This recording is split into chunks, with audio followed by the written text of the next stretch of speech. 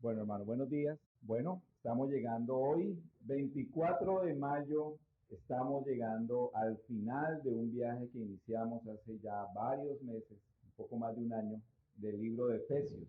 Hemos venido estudiando el libro de Efesios, no siempre que me ha tocado, sino en algunas ocasiones. Y hoy estamos llegando por la gracia del Señor al final de este viaje hermoso sobre este libro, un libro precioso como todos los libros de la Biblia, pero a través del cual el Señor nos ha enseñado muchas cosas. El libro de Efesios, escrito por el apóstol Pablo, originalmente recordemos que en el capítulo 1, versículo 1 de nuestras Biblias, al final del versículo dice, a los santos y fieles en Cristo Jesús que están en Éfeso. Recordamos la primera charla que en los manuscritos originales más antiguos no aparece la palabra en Éfeso. Aparentemente esta fue una carta dirigida a las iglesias de Asia Menor, de las cuales la más importante, tal vez, la que estaba en Éfeso. Y por eso con el tiempo se le añadió en Éfeso. Pero muchos temas importantes.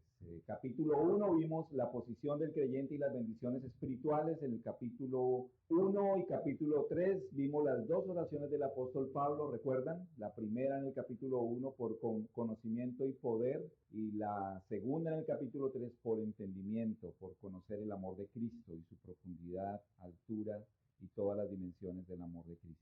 En el capítulo 2 vimos el método de la salvación, capítulo que contiene el versículo famoso, porque por gracia sois salvos por medio de la fe, y esto no de vosotros, pues es un don de Dios, no por obras, para que nadie se gloríe, porque somos hechura suya, creados en Cristo Jesús para buenas obras, las cuales Dios preparó de antemano para que anduviésemos en ellas. El método de la salvación, capítulo 2. Capítulo 3, la iglesia, un misterio escondido. ¿Se acuerdan? Entonces, cada vez que ustedes quieran ir al tema de la iglesia como un misterio escondido, ya saben a dónde ir. Efesios 3. Los dones, capítulo 4, los dones y su propósito. Allí en Efesios capítulo 4. Capítulo 5, la vida práctica del creyente. Vimos los niveles de autoridad, ¿cierto? ¿Se acuerdan? Esposo, esposa, y todo el tema del matrimonio allí en parte del capítulo 5. También en el capítulo 6 vimos algo de eso, hablando de amos y siervos y padres e hijos también. Pero en el capítulo 6 vimos algo muy importante, y el capítulo 6 es el contexto de la charla de hoy. El capítulo 6 ambienta la parte final del libro. En el capítulo 6 el apóstol Pablo habla de la lucha del creyente. Ese es el tema de 6 y es el ambiente de lo que vamos a ver hoy, de los versículos que vamos a ver hoy. Entonces en el capítulo 6 el apóstol habló del enemigo, ¿cierto? En 6:12, que tuvimos una charla especial para hablar de nuestro enemigo. Y también habla de la armadura del creyente, en los versículos 11, del 13 al 17, que fue el tema de la última charla que vimos de Efesios. Y el pasaje, tanto el pasaje como el capítulo, es el tema de la oración. Es como la puntada final de todo el mensaje de la carta de Efesios, la oración. Juan Bunyan, un creyente europeo, autor de un famosísimo libro, El progreso del peregrino. Y en ese libro, Juan Bunyan habla acerca de un arma del cristiano llamada oración. Todo el libro del progreso del peregrino es como una analogía. Y allí dice de la oración, Juan Bunyan, es un arma poderosa para que después de que todos los demás falle o fallara, esa arma que es la oración capacitaría a peregrino para derrotar a los enemigos que se iban a enfrentar en el valle de la sombra. Entonces, la oración, un arma fundamental.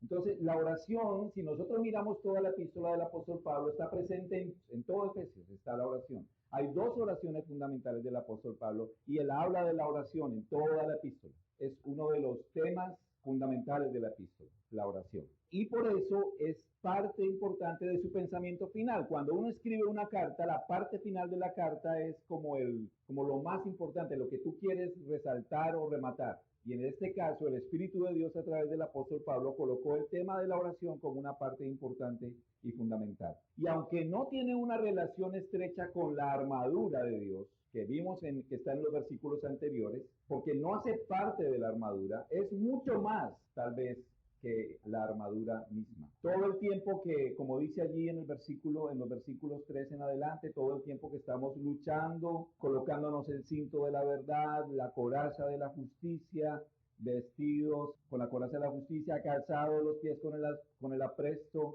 del Evangelio, tomando el escudo, tomando el yelmo de la salvación, tomando la espada del Espíritu. Cada vez que hacemos eso, debemos estar ¿en qué? En oración. Entonces, podríamos decir que la oración es como el aire que respira, el aire espiritual que respira todo soldado cristiano. El soldado cristiano se viste de una armadura, nos vestimos de una armadura, pero la oración es como el aire espiritual que nos permite estar vivos en medio de esa lucha. Estábamos viendo con nuestra una película muy buena, y especialmente la parte cuando él es soldado allí en Vietnam, ¿cierto? Y lo duro que era batallar allá en Vietnam. Cuando la batalla se pone más dura, ¿qué pasa con los soldados? Están felices, están bailando, están disfrutando de la comida, están... No, en los momentos más duros de la batalla, los soldados, ¿qué? Se cansan, se debilitan, se desaniman a veces con facilidad. Y es allí donde nosotros como creyentes, cuando viene la batalla más dura en nuestra vida, contra el pecado, contra muchas cosas que podemos vivir, pruebas, sufrimiento, derrotas, es allí cuando necesitamos más que la oración. Pero a veces en la vida del creyente es lo contrario. Entonces, cuando estamos más decaídos, cuando estamos en pruebas, decimos, no estoy de ánimo para orar. Cuando es lo contrario, ¿cierto? La oración es el aliento cuando la batalla es más ardua, más dura, más fuerte. En Lucas, un hermano que por favor me busque Lucas 18:1, el Señor Jesucristo siempre urgió a los discípulos a orar. Lucas 18:1. También les refirió Jesús una parábola sobre la necesidad de orar siempre y no desmayar. Ok, sobre la necesidad de orar siempre y no desmayar. Entonces, y no solamente en esa parte, en muchas partes, aún en la noche, cuando él fue allí al huerto de Getsemaní y le dijo que oraran junto con él, ¿cierto? Y que velaran con él. Era importante la oración. Y Jesús en los momentos críticos de su ministerio, cuando tuvo que escoger de sus seguidores a los 12 que iba a llamar discípulos, ¿qué dice la Biblia que hizo? Fue a orar. Pero ¿cómo así? Si él era Dios, es Dios. ¿Para qué tenía que orar? Si él en su infinita sabiduría sabía a quiénes iba a escoger. No, la Biblia dice que él fue a orar antes de tomar esa decisión. Y en todos los momentos críticos, aún antes de su muerte, lo que el Señor Jesús hizo era orar. Y la Biblia nos enseña que él siempre iba a ¿qué? A solas a orar a su Padre. Era una costumbre, más que una costumbre, era un estilo de vida, hacía parte de la vida cotidiana de nuestro Señor. Y entonces a nosotros nos corresponde mucho más, somos infinitamente débiles. En el versículo 18, ahora sí estamos en Efesios 6:18, dice el apóstol Pablo, después de venir hablando de la armadura, dice, orando en todo tiempo. Ese versículo 18, orando, es el gerundio del verbo orar, indica que es una acción constante, y es una acción constante que condiciona las acciones de los versículos anteriores. Versículo 11 dice, vestidos para que podáis, está el verbo allí, pero en el 13, tomad la armadura para que podáis resistir habiendo acabado. También dice el 14, estad firmes, ceñidos, calzados. Versículo 16, tomad el escudo para que podáis apagar, y tomad el yelmo, versículo 17, y la espada del Espíritu. Entonces, cada vez que estamos haciendo una de esas acciones, debemos estar, ¿qué? Orando. Por eso está ese versículo, en el versículo 18, esa palabra allí, orando. Mientras hacemos todo eso, mientras luchamos, debemos estar orando. Es como si la oración estuviera en cada uno de los momentos de la lucha del creyente, de cada uno de los momentos en que nos colocamos la armadura. Antes de la lucha, después de la lucha y durante la lucha, debemos estar orando. Ese orando es como un letrero de neón que ilumina todo el pasaje. Está haciendo así, ilumina, orando, es el eje fundamental del pasaje, el que une muchas de las partes de ese pasaje. Entonces, pero dice allí el apóstol Pablo orando, y existen ciertas cosas, o hay varias cosas que son importantes en el pasaje. Uno, por ejemplo, la clase de oración, dice, orando en todo tiempo con toda ¿qué? Oración y súplica. Entonces, la oración podríamos decir que son las peticiones generales, pero la súplica tiene que ver con cosas específicas, y es pedirle al Señor cosas específicas. Es un deseo ferviente manifestado a un superior. Y eso es algo importante en el concepto de la oración del Nuevo Testamento, y tal como lo enseñó el Señor Jesús. Cuando Él dijo, pedid y se os dará, buscad y hallaréis, llamad, mirad, esas palabras están hablando de alguien que es inferior, clamando, pidiendo, llamando a alguien que es ¿qué? Superior. Entonces la oración y la súplica siempre debe estar presente, que no estamos exigiendo nada, que no estamos demandando nada como derecho, sino que estamos humildemente pidiéndole a aquel que es poderoso misericordia y respuesta a nuestra oración y a nuestra petición y a nuestra súplica. Pero la súplica es un ruego específico e intenso. Y en este versículo están dos veces, oración y súplica, y al final dice perseverancia y súplica por todos los santos. Esa es la clase de oración. También el objeto de la oración. Entonces, el apóstol dice allí, con toda perseverancia y súplica, ¿por quién? Hay dos actores en el propósito de la oración. ¿Cuál es el primer actor? Por todos los santos. Por todos los santos. ¿Quiénes son los santos? Los otros creyentes. Entonces, el primer deber nuestro es estar orando siempre ¿por quién? Por los demás soldados. En Forrest Gump, el mejor amigo de Forrest Gump en el ejército se llamaba Bubba, no sé si se acuerdan, un negrito que le quería tener un barco camaronero. Y antes de que muriera Bubba, en un encuentro que tuvieron, le dijo, tú eres como mi hermano. Y le dijo, ¿y sabes por qué eres como mi hermano? Porque nos protegemos mutuamente y estaríamos dispuestos a dar la vida el uno por el otro. Después Forrest Gump arriesgó su vida para sacarlo, ¿cierto?, del bombardeo. Ese es el mismo sentido de aquí, de orar por los demás soldados que son compañeros de batalla. Pero muchas veces estamos tan preocupados por nuestros problemas, por nuestras necesidades, que no nos preocupamos. Y a veces se vuelve algo mecánico, ¿no? Entonces Steven me dice, no, hermano, no tengo trabajo, voy a orar por ti, hermano. Y no lo hago. Entonces ese orar por ti a veces es como una muletilla, ¿no? Dice, estoy orando por ti, cuando si ni siquiera a veces de pronto me he acordado. Siempre estamos orando por ustedes, decimos, ¿cierto? Dios permita que sea verdad eso. Pero debemos orar por los santos, por los soldados que están en la batalla, que son compañeros de milicia. Si tú estuvieras en la cárcel, encarcelado injustamente, ¿qué pedirías? ¿Cuál sería tu motivo de oración para los hermanos? ¿Qué les estarías diciendo que oraran por qué? Por la libertad. Porque estamos encarcelados injustamente, porque estamos sufriendo, estamos padeciendo hambre, frío, durmiendo en una celda fría, amarrado en una cadena, como era en aquella época, injustamente. Pero lo interesante es que Pablo no pide por eso. Es bien interesante. Pablo dice, ¿y por mí? ¿A fin de qué? Entonces, él no pidió por el dolor físico porque le liberaran. Yo quiero que antes de esa idea leamos Efesios 3:1 y 4:1, que nos ayudan a entender mejor la idea. Efesios 3:1, ¿qué dice? Por esta causa, yo, Pablo, ¿cómo se dice él? ¿Cómo se identifica? ¿Prisionero de quién? No dice de Nerón ni del imperio, dice de Cristo Jesús por vosotros los gentiles. O sea, ¿por causa de qué? Predicar el evangelio, ¿cierto? Y el 4:1, ¿qué dice? Yo pues preso, vuelve y lo repite, en el Señor. Entonces, el apóstol Pablo tenía claro por qué estaba preso.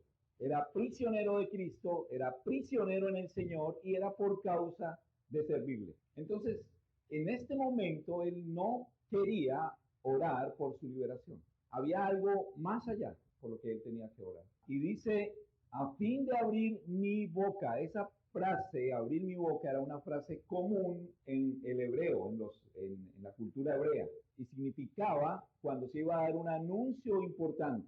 Entonces, aún en el Antiguo Testamento vemos esa expresión. Cuando se decía, voy a abrir mi boca, o abrió su boca, era porque iba a dar un anuncio importante. Entonces, para abrir mi boca y que me sea dada palabra para dar a conocer con denuedo el misterio del Evangelio.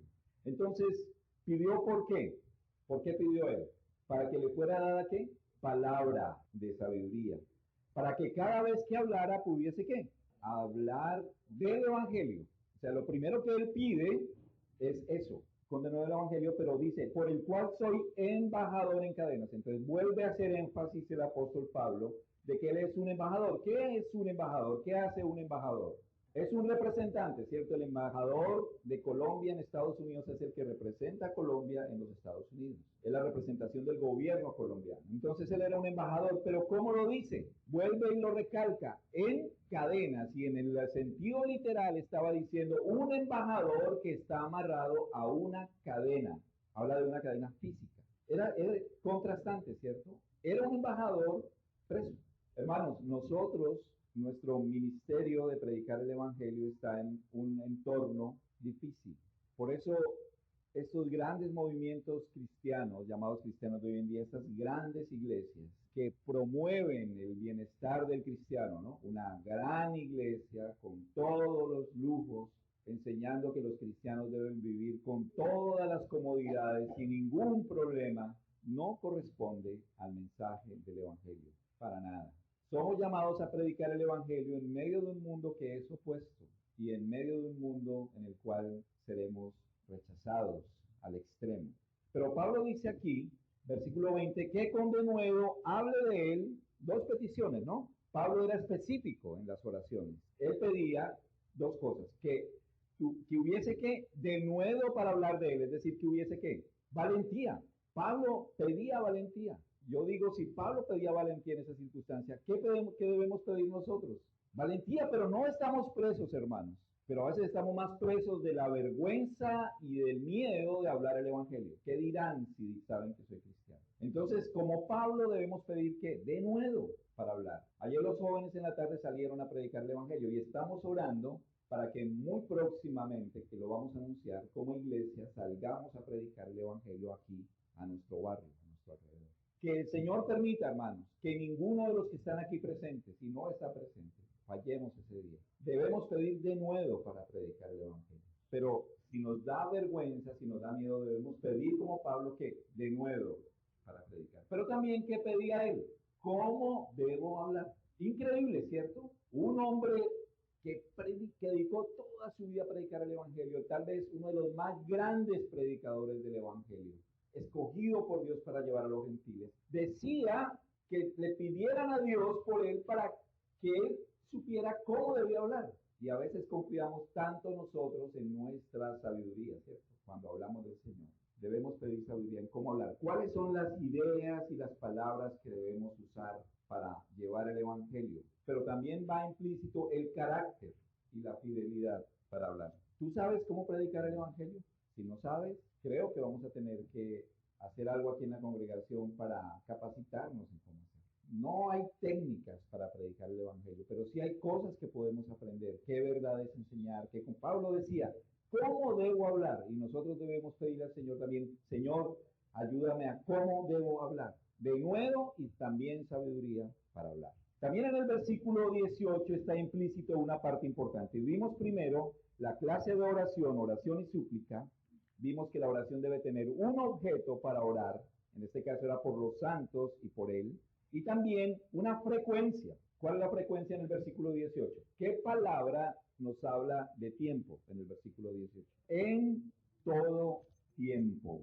Fíjense que no dice frecuentemente, dice en todo tiempo. ¿Qué significa en todo tiempo? ¿Significa que no puedo hacer nada más sino estar orando? No significa eso. Tengo que realizar otras actividades en la vida. El mismo Señor Jesús hizo muchas otras cosas. Lo que significa es vivir en una conciencia continua de la presencia de Dios. Si nosotros vivimos en una conciencia continua de la presencia de Dios, y eso es algo lo que el Señor me marcó mucho preparando esta charla, significa que todas las cosas que veo y experimento se convierten en un tema de oración para mí. Algo que veo que me causa problemas con mi pecado, una tentación, debe ser un motivo de oración en ese momento en que la veo. Una injusticia que veo, una prueba, mi propia familia, mis metas para mi futuro, mi andar en el Señor, mi servir en el Señor. Cuando toda mi vida la empiezo a ver teniendo una conciencia de la presencia continua de Dios, todo se va a convertir en un motivo de oración. Y puedo orar en el Transmetro, puedo orar en mi oficina, puedo orar en mi casa, puedo orar en un parque, puedo orar en cualquier lugar. ¿Eso significa en qué? En todo tiempo, como Pablo lo menciona acá. Entonces hemos visto tres. ¿Cuáles son las tres? Repasémoslas. Ya dije dos, ya dije tres. Primero, ¿cuál es la clase de oración? Segundo, objeto de la oración. Nuestra oración debe ser específica por alguien, por algo concreto. Tercero, frecuencia de la oración. Y ahora vamos a ver cómo debe ser esa oración. Entonces, ¿qué palabras allí me indican cómo debe ser la oración? En el versículo 18. Orando en todo tiempo, en toda oración y súplica, en el Espíritu. Ahí le soplé. Nuestra oración debe ser en el Espíritu. ¿Cómo está Espíritu allí? Con mayúscula. ¿Qué quiere decir?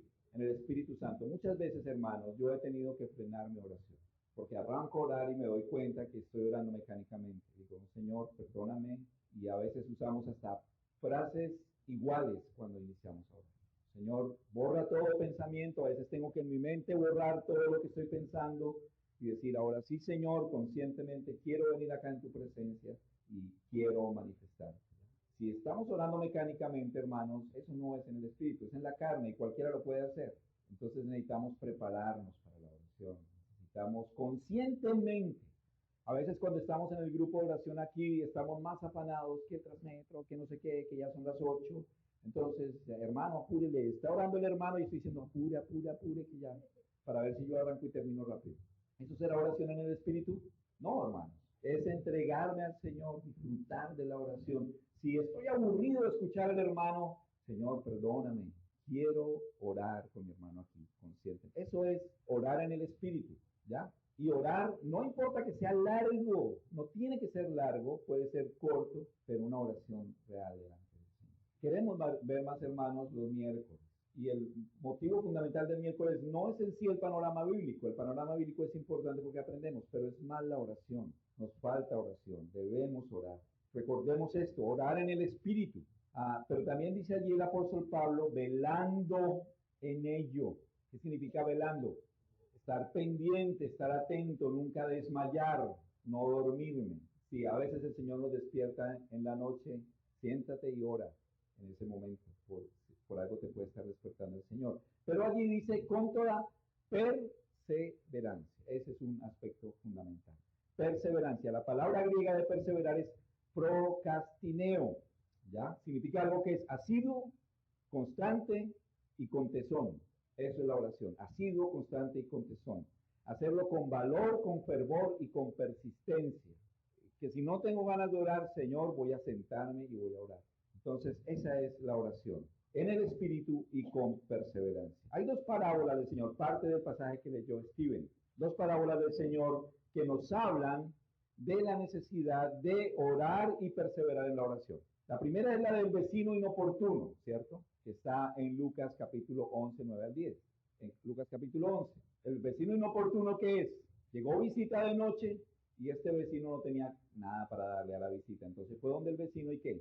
Tarde de la noche empezó a tocar, llegó visita, no tengo nada para que me ayudes con algo, ¿cierto? Y dice que el vecino, siendo la hora para quitarme irme a dormir, le dio lo que necesitaba, ¿cierto? Y la viuda persistente es la que reclamaba al juez, todo iba allá todos los días a que le hiciera justicia, como desafortunadamente sucede con muchos hombres y mujeres de nuestro país, clamando por justicia y nunca les es dado. Pero este juez, aburrido de esta mujer tan persistente, por fin le hizo justicia. Dos parábolas, ¿cierto? Y que en las cuales el Señor resalta la persistencia. Mal interpretadas a veces también esas parábolas, porque el Señor no está haciendo el papel de juez allí, porque Dios no nos responde porque se aburre de nosotros, bueno, tanto que ahora lo va a responder, o no es el vecino inoportuno.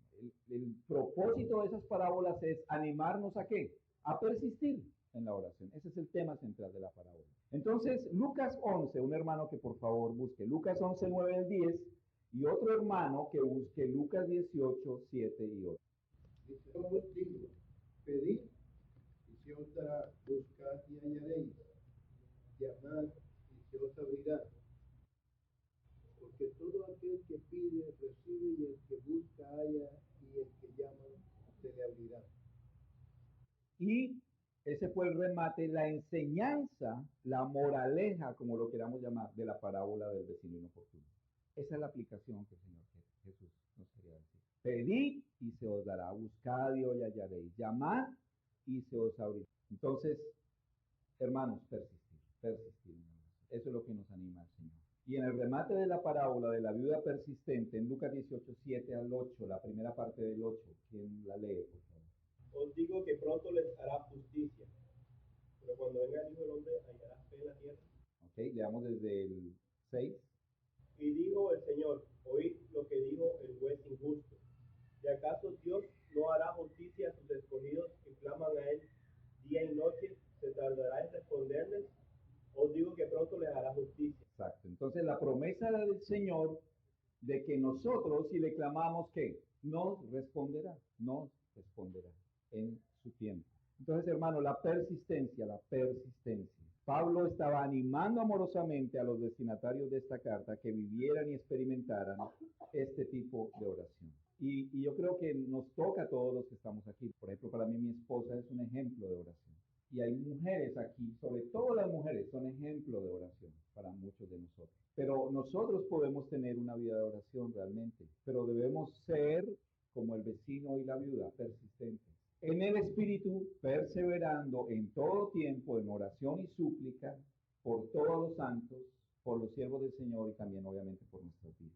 Pero es interesante, si pasamos al versículo 21, es interesante que en el pasaje en el cual el apóstol Pablo está tocando de la oración, no hace una despedida de su carta como la realiza en muchas otras de sus epístolas, en muchas otras de sus cartas, donde él hace casi que los últimos capítulos, las últimas palabras las destina para mano y al otro, exhortar al uno y al otro y dar unas recomendaciones especiales. Aquí no es así.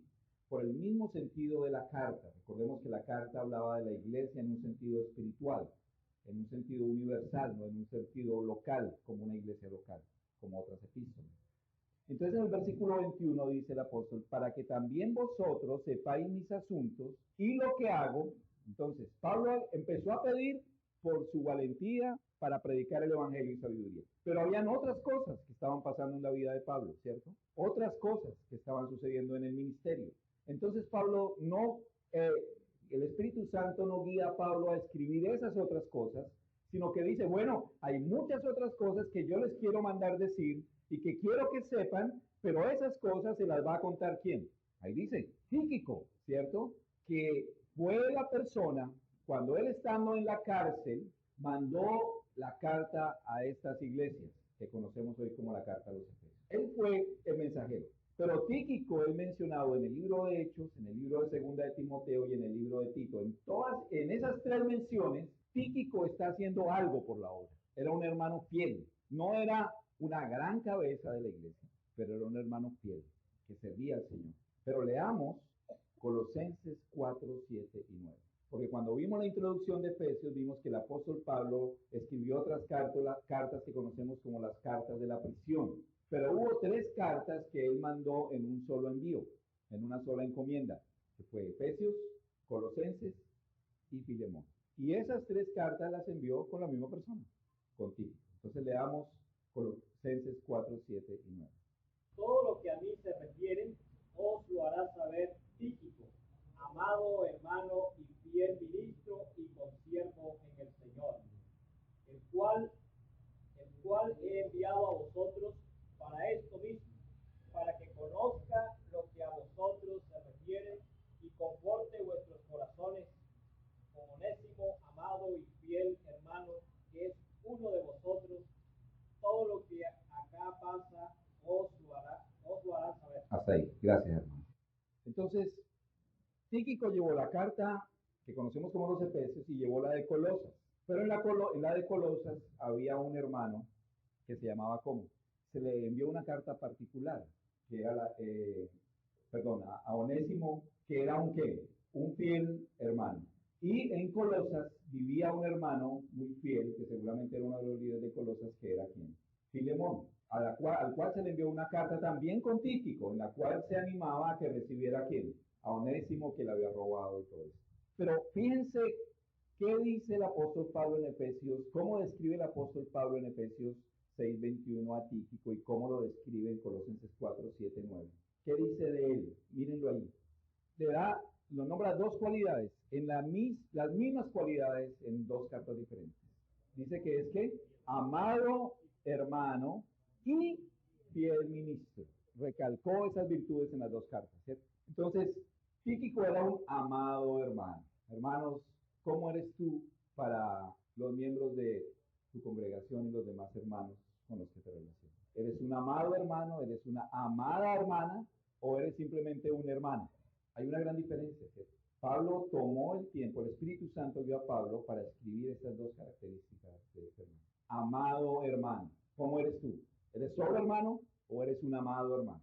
Que se preocupa por los demás, que ora por los demás, que realmente, honestamente se interesa por ellos, que les sirve. Pero también dice fiel ministro, fiel. ¿Qué es una persona fiel?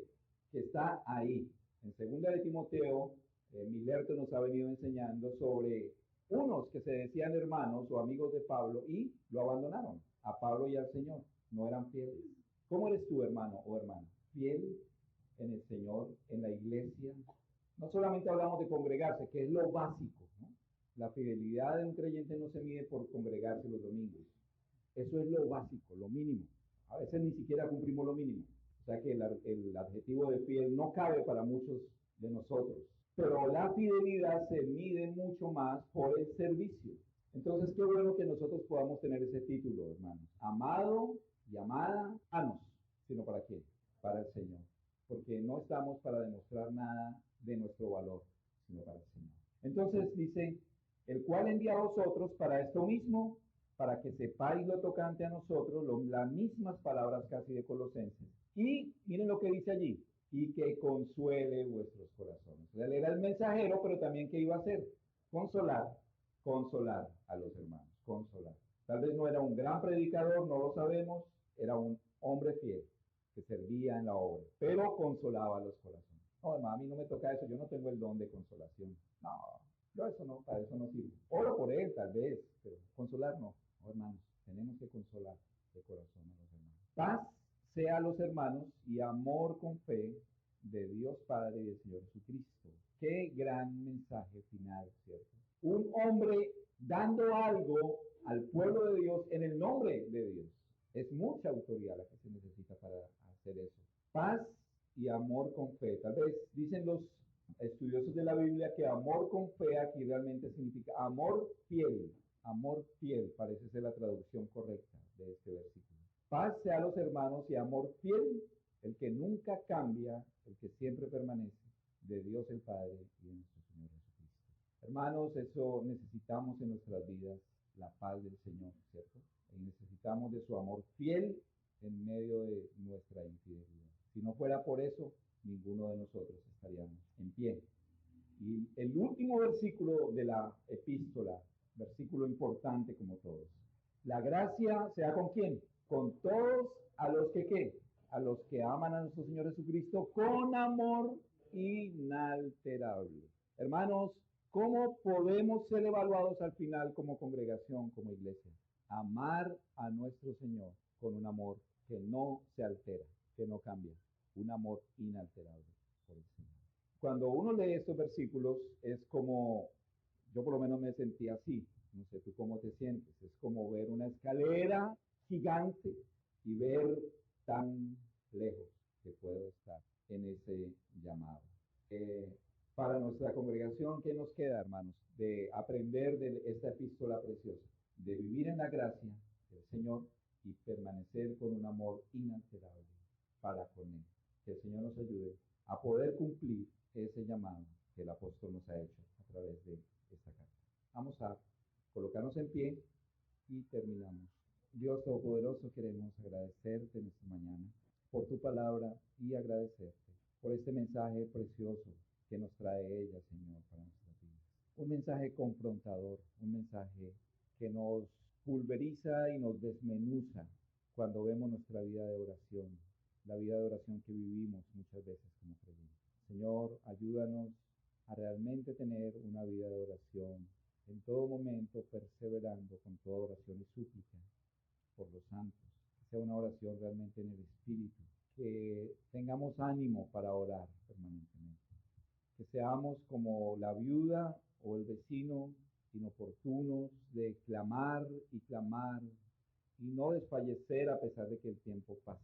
Gracias también por tu paz y tu amor fiel, porque muchas veces pensamos que nuestro distanciamiento, nuestro enfriamiento, nuestro pecado hace que tú nos abandones, que tú nos alejes, que nos alejes al extremo Y podemos pensar muchas veces que nuestras oraciones no tienen fruto, que no tienen propósito.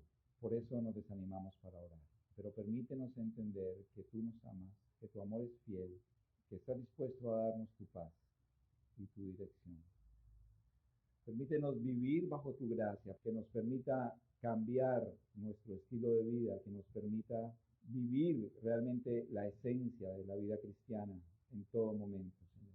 Líbranos de posible religiosidad en lo que hacemos y ayúdanos a vivir con sinceridad nuestra vida para ti. Es una lucha difícil. Somos como soldados a veces heridos en la batalla, solamente esperando morir o esperando que el sufrimiento pase para descansar. Pero en medio de ese desánimo es cuando más necesitamos orar, cuando más necesitamos clamar por nuestras vidas y por la vida de nuestros hermanos, Señor. Gracias por eso. Ayúdanos a ser una iglesia viva en oración, realmente para ti. Amorosos con nuestros hermanos, amar a nuestros hermanos y ser fieles en todo para ti. Gracias por esto y por tu palabra en el nombre de Jesús. Amén.